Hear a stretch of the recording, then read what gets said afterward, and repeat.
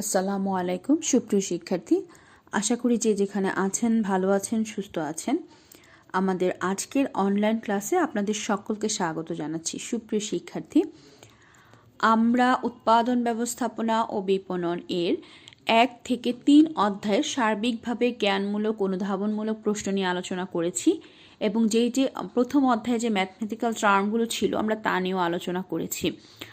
আজকে আমরা আলোচনা করব উৎপাদন ব্যবস্থাপনা ও বিপণন এর যে তৃতীয় অধ্যায়ের আমাদের উৎপাদন মাত্রা ছিল, সেই মাত্রার ক্ষেত্রে আমরা 2টি মাত্রা সম্পর্কে ধারণা নিব এবং সৃজনশীল প্যাটার্নের সার্বিক বিষয়গুলো বোঝার চেষ্টা করব। চলুন আমরা শুরুতেই জেনে নেই মাত্রাজনিত ব্যয় সংকোচ ধারণা বা মিতব্যয়ী উৎপাদন মাত্রার ধারণা।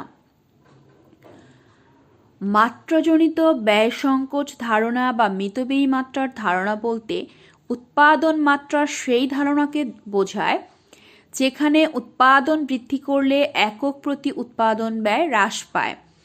সুপ্রিয় শিক্ষার্থী, এই প্রথম যে লাইনটি আমরা দেখলাম তা আমরা জ্ঞানমূলকের জন্য লিখতে পারি। এবং আরও একটি বিষয় হচ্ছে, আপনাদের চিত্র আকারে যখন সৃজনশীল প্রশ্নটি আসে সেক্ষেত্রে আপনারা অবশ্যই চিত্রের বিষয়টি খেয়াল রাখবেন।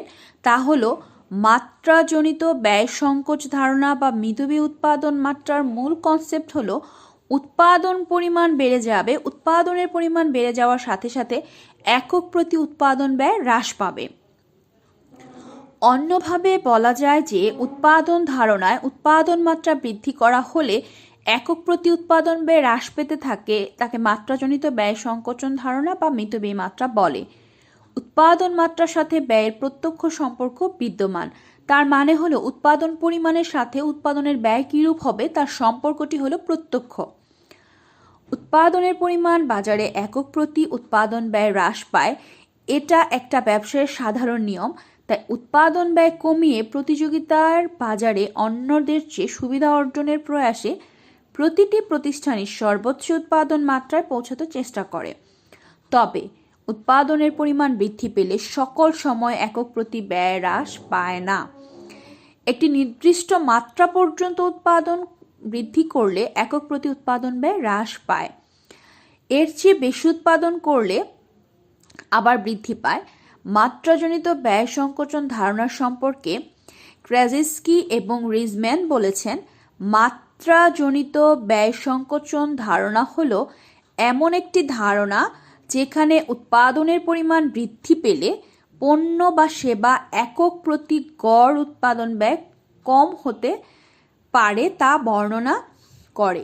এক্ষেত্রে কেউ যদি আমাদের যে ইংরেজি সংজ্ঞাটি রয়েছে সেটি দিতে চান, মনে করে লিখতে পারেন, তাহলে অবশ্যই দিবেন। আমরা এখানে দেখতে পাচ্ছি রয়েছে, economics of scale is a concept that states that the average unit cost of a service or goods can be reduced by increasing its output rate.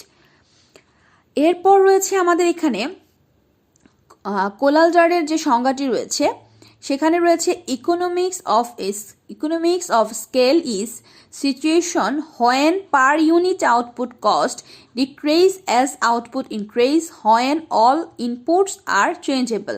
অর্থাৎ মিতব্যয়ী উৎপাদন মাত্রা হলো এমন একটি পরিস্থিতি যখন সকল উপকরণ পরিবর্তনশীল অবস্থায় উৎপাদন বৃদ্ধির সাথে সাথে একক প্রতি উৎপাদন ব্যয় হ্রাস পায়।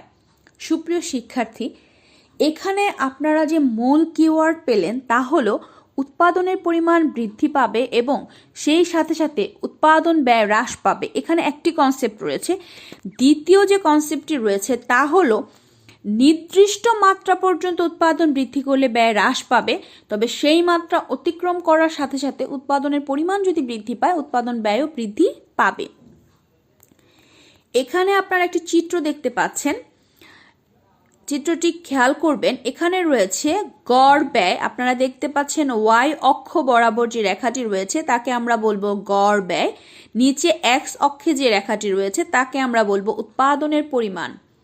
সুপ্রিয় শিক্ষার্থী, এখানে CC1 QQ1, CC1 দ্বারা কস্ট বোঝানো হয়েছে, কিউ দ্বারা কোয়ান্টিটিকে আইডেন্টিফাই করা হয়েছে, আপনারা একটু মনোযোগ দিয়ে বোঝার চেষ্টা করবেন। তার মানে 0 থেকে x অক্ষ বরাবর যে পরিমাণটি রয়েছে সেই পরিমাণটিকে আমরা বুঝবো উৎপাদনের পরিমাণ, এবং 0 থেকে y অক্ষ বরাবর যে বিষয়টি রয়েছে তাকে বলা হয় গড় ব্যয়।